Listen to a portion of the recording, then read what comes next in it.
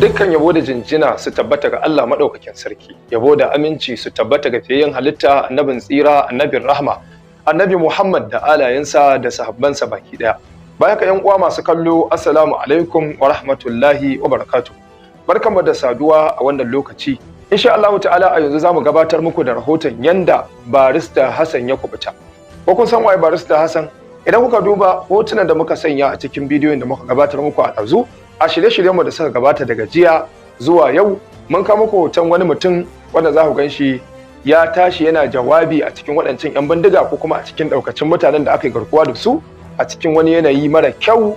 Za ku gansa ya tara uwarsu ma ya yi kasimba, wanda ya tashi da yana jawabi yana neman a kawo musu ɗauki na gaggawa. Cikin taimakon Allah a yau barista Hassan ya kubuta, wanda a jiya mun nuna muku hotunan sa guda biyu.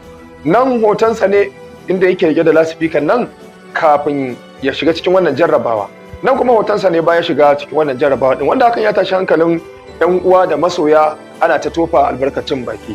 To a yau ne muka samu rahoto cewar wannan bawan Allah tare da wasu yan uwansa mutum uku sun samu nasarar kubuta, sun shaki iskar yanci daga hannun waɗancan yan bandiga.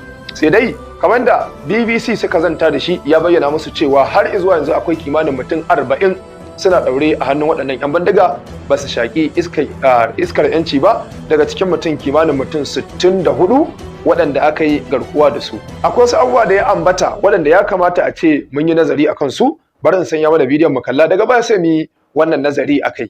To alhamdulillah yanzu ina cikin murna, Allah ya sa na yi rigenin freedom ɗina, ga 'yan uwa da abokan arziki sun zo suna taya ni murna, because wannan abin murna ne duk wanda ya shiga cikin irin wannan hali na la haula wala quwwata, kuma Allah ya fito da shi lafiya. Abin murna ne kwarai da gaske. Wani hali aka samu aka fitar da kai, kamar an biya kudin fansa ne ko kuwa me faru? To kamar yadda dai kuka sani, a ran juma'a da ta wuce yan uwanmu sun yi yunkurin su fito da mu, inda ita gwamnati ta gaza akan nauyin da ta ɗaukan makanta na kare rayuwarmu da mu da dukiyoyinmu 'yan Najeriya. So yan uwanmu suka shiga cikin wannan hali, suka je suna neman su fitar da mu, amma muka samu labarin cewa gwamnati ta hana su wuce domin su fito da mu, wanda gazawa ne na gwamnati. Jami'an tsaro su ne suka yi wannan, wanda a namu ganin gazawa ne na ita gwamnati. Yan uwanmu kuma suka yi yunkuri suka ƙara zuwa yau, Allah ya fiddo da mu cikin aminci. Ko ku nawa ne aka fiddo ku? Mu uku ne muka fito. Ko an biya kuɗi? Ba zan iya sani ba. To akwai wani sako da sun yi akwai sauran mutane nawa suke yanzu a hannun 'yan bindigan? Za su kai akalla 40. Dama ku nawa ne ga baki daya? Mu 64. A wani irin yanayi ne suka ajiye ku a waɗannan tsawon kwanaki? Da farko sun ajiye mu a ƙasa, muke kwana cikin kurmumin daji. Daga nan Allah ya sa kuma muka samu shimfiɗu da muke shimfiɗa a ƙarƙashin bishiya muna kwana. Lokacin da ruwa ya fara saukowa, suka yi mana 'yan rumfuna suna ajiye mu a cikin an ga hadari, amma lokacin duk a waje muke kwana. Sai yanzu ne muka samu 'yan rumfunan nan muna shiga muna kwana a ciki. Ta fuskar abinci ba? To abinci alhamdulillahi suna iya ƙoƙarin su gaskiya, suna ba mu abinci a daidai karfinsu. A wani lokaci ma har yanka suke mana na shanu da awakai. Akalla yanzu ko jiya sun yanka mana sa mun ci alhamdulillah. Suna dukan ku? To gaskiya tun da muka je wannan abu da ya harzika gwamnati shine fa suka fara ɗaukan matakai na duka, kamar yadda kuka gani a bidiyon da aka saki. Mun sha duka, matukan duka, kuma wannan ma somin taɓi ne, because yan uwana har yanzu ina jimamin irin cikin yanayin da za su ƙara shiga in ba a kawo masu ɗauki ba. Shi yasa wannan bidiyo da ya fito muke kira ma ga, tunda muna ganin mu gwamnatinmu ta Najeriya ta kasa yunkuri har wurin wata 4 na kubuto da wayannan bayan Allah, duk da kuɗin da ake narkawa a harkan tsaro. Muke kira ga wasu ƙasashe na duniya da other international communities su kawo mana ɗauki don mu ga waɗannan 'yan uwa namu sun samu 'yancin su ma sun fito, don gaskiya har ga Allah suna cikin wani yanayi da suke neman taimako. Ko kana iya gane dajin da aka aje ku? A gaskiya ba zan yi. Abu na farko da ya kamata mu lura da shi a cikin wannan batu shine mawuyancin halin da waɗannan bayan Allah suke ciki. Mun ji da yanda barista ya bada labarin irin kalubalen da suka fuskanta na kwana a waje idan ruwan sama ya zo zai dake su, sai daga bisani ne suka sami rumfuna. Muna kira ga shugabanni da hukumomi da 'yan siyasa da masu kuɗi da duk wanda yake da faɗa a ƙasar nan. Mu sani cewa a daidai lokacin da muke kwance a cikin gidajenmu, muna kwance a cikin ɗakuna masu tsaro, muna kwance akan gadaje da katifu masu taushi tare da mata da yara, muna cikin aminci. Unguwanni akwai jami'an tsaro, su kuma waɗannan gasu an raba su da dangi, an raba su da iyali, ba su da wani gata, suna gurin da ba gado ba katifa, suna hannun wasu mutane waɗanda kowane lokaci za su iya sa bakin bindiga su harbe su. Ya kamata duk wanda yake da ruwa da tsaki a cikin matsalar tsaro a ƙasar nan ya tashi tsaye domin kubutar da waɗannan bayan Allah da ire-iren su, domin zamu iya cewa waɗannan tasu ce ta fito fili. Akwai wasu da yawa waɗanda suke hannun 'yan garkuwa ba a san halin da suke ciki ba a yanzu. Da haka ya kamata a yi duk yanda za a yi, duk abin da za a iya fitarwa na buƙatun waɗannan bayan Allah yana da kyau a yi, a fitar da waɗannan bayan Allah daga hannun waɗannan azzaliman mutane waɗanda suka yi garkuwa da su. Abu na biyu da za mu yi nazari game da wannan batun shine yanda su 'yan bandiga ɗin suke tsaye akan waɗannan mutane ɗauke da muggan mamai. Wasu daga cikinsu suna dukan waɗannan mutane, amma tare da haka suna ikirarin su masu jihadi ne, suna ikirarin cewa aikin Allah suke yi. Akwai mamaki sosai da sosai. A ina addinin Allah ya ce ka daki wanda bai yi maka laifi ba, ka kama wanda bai maka laifi ba, wani ya maka laifi daban ka huce akan wani. Magana ta gaskiya, suna wa wasu mutane ne aiki, ba Allah suke wa aiki ba. Wannan bai kama da aikin Allah ba. Babu wani addini da zai ce ka kama mutumin da bai ji ba bai gani ba.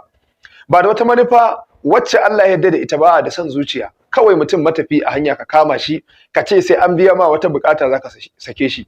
Gaskiya wannan cin amanar addini ne. Addinin musulunci bai zo da haka ba. Ya kamata masu fikira irin waɗannan waɗanda ake yaudara suke bin irin wannan tafiyar su gano cewa ai hanyar Allah daban, irin wannan hanya din daban. Kuma aiki ya rage wa malamai su ci gaba da wayar da kan mutane, domin an riga an gurɓata tunani yanzu. An riga an cusa mutane kokonto game da addini.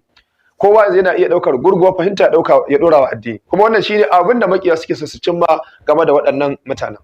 Abu na gaba da zamu yi nazari game da shi cikin wannan batu shine yanda suka rika kira da wasu ƙasashe su kawo musu ɗauki, kamar da shi barista Hassan ya bayyana cewa gwamnati ta gajiya.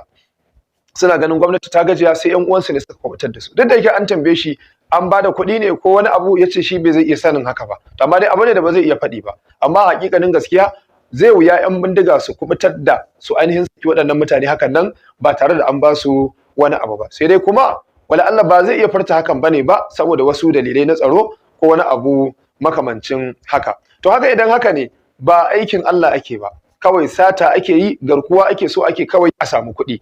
Kuma na tabbatar muku masu irin waɗannan abubuwan kamar yadda na faɗa ba sa rasa iyayen gida da suke ingiza su suke wannan abun.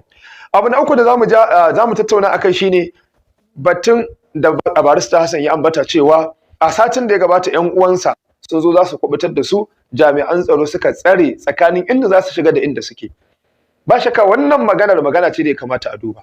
Idan har jami'an tsaro za su samu masaniyar cewa ga wasu daga cikin mutane za su je gurin da 'yan bindiga suke, ko dai sun samu ta wata hanya boyayya, ko kuma su masu shiga gun ne suka sanar da jami'an tsaro, saboda ko dai suna neman wato ko tallafin wasu daga cikin jami'an tsaro su yi musu jagora, ko kuma suna so su samu izini kada su shiga a ce su ma 'yan bindiga ne, wani dalili na yaƙi ya zo a haɗa da su. To duka dai an samu masaniya ga santar da 'yan bindiga suke. Ta ina ne 'yan uwan barista Hassan za su iya shiga su kai kuɗaɗe ko wani abu na fansa wanda 'yan bindiga suke bukata? Wani guri ne wanda jami'an tsaro suka tsaya suka hana 'yan uwansu wucewa? Idan wannan gurin mashiga ce da za a iya zuwa inda 'yan bindiga suke, me yasa jami'an tsaro ba su ƙarasa inda suke sun gama da su ba? Ina jiragen yaƙi da ake takamar ana da su a Najeriya? Ina manyan makamai da ake fitar da maƙudan kuɗaɗe ana fitarwa? Ya kamata gwamnatin Najeriya ta ji tsoron Allah subhanahu wata'ala, ta sani cewa duk abin da ake yi a Najeriya na matsalar tsaro, mutane idan su yana kai, kuma idan su a buɗe yake. Duk abin da aka yi na son zuciya sun san son zuciya ne, abin da aka yi na ha'inci sun san ha'inci ne, abin da aka yi na gaskiya mutane sun san gaskiya ne. Akwai bayanai da yawa da muke ji waɗanda suke tada mana hankali cewa akwai maciya amana a cikin jami'an tsaro. Akwai wasu daga cikin hukumomi da suke da sa hannu a abin da ya shafi ayyukan ta'addanci. Akwai wani kilim na Sheikh Awwal Albani Zaria tun kafin Allah ya masa rasuwa inda ya bayyana cewa wasu daga cikin 'yan bindiga suna ikirarin cewa duk lokacin da za su je su tada bam 'yan ta'addar Boko Haram in za su tada bam sukan ɗauki hayar wasu daga cikin jami'an tsaro su yi musu rakiya. Su za su raka su je inda za su yi wannan abin. Asad, kuna ku je ku binciki yaran nan in kun je kun haɗu da su a prison. Na zauna da yaran nan a prison, ku je ku ji abin da suke cewa suke in suka tashi za su wuce da bom wani lokacin zuwa suke su ɗauko soja su biya shi kuɗi ya ɗauki bom ɗin a cikin motar shi ya kai musu inda suke so.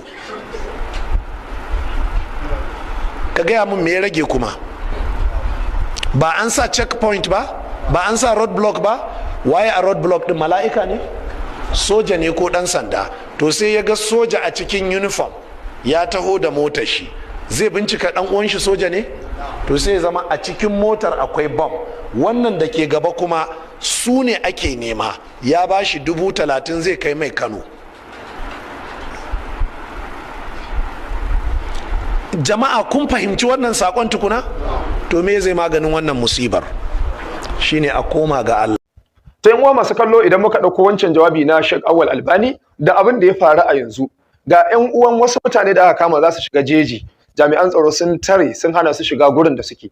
Wannan duk hana sun ba shine abin damuwa ba. Me zai hana jami'an tsaron da suka hana su shiga su kuma su je su yaƙi da wa'ancan 'yan bindiga? Wannan ita ce tambayar da muke buƙatar amsar ta.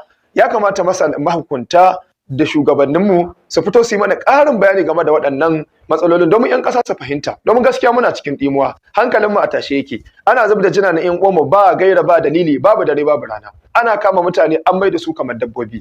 Ya kamata gwamnatin Najeriya ta ji tsoron Allah, kamar da Sheikh Bello Yabo alaihi rahmatullah ya kwadaitar da ita. Abin duba na gaba shine yanda 'yan jaridu ke iya kutsa cikin dazuka su je inda 'yan ta'adda suke, su tattauna da su, su ji ra'ayoyinsu da ainihin manufofinsu, kuma su fito lami lafiya. Duk da yake wannan kuma zamu iya cewa karamci ne daga su 'yan bindiga din, domin in sun so idan suka zo za su iya halakar da su. To amma dan jarida yana da alfarmar da ya kamata ya je, ko a lokacin yaƙi a baya yana da alfarmar da zai je nan bangaren ya je can, kawai shi dan aike ne. To amma abin tambayar shine yanda 'yan jarida suka san hanya, tambayar da zamu yi ta ina ne 'yan jarida suke iya gano hanyar da waɗancan suke? To magana ta gaskiya a matsayinmu na 'yan ƙasa masu biyayya ga ƙasarmu Najeriya, muna kira ga hukuma da ta gaggauta ɗaukar matakin da ya dace domin kawo ƙarshen waɗannan matsaloli, domin 'yan ƙasa sun gaji. Muna jewa gwamnati tsoron tawayen 'yan ƙasa. Kada abin ya kai ga abin ya munana da 'yan ƙasa za su harzuka a fusata har ƙasa ta fada cikin wani yanayi wanda ba a fatansa. Ya Ubangiji ka taimaki ƙasarmu Najeriya, kai mana maganin duk abin da yake so ya tarwatsa ƙasarmu Najeriya, haifar mata da hatsaniya. Ya Allah ka kama da lafiya da zama lafiya. Wa sallallahu wa baraka ala nabiyina Muhammad wa alihi wa sahbihi wa sallam. Wassalamu alaikum wa rahmatullahi wa barakatuh.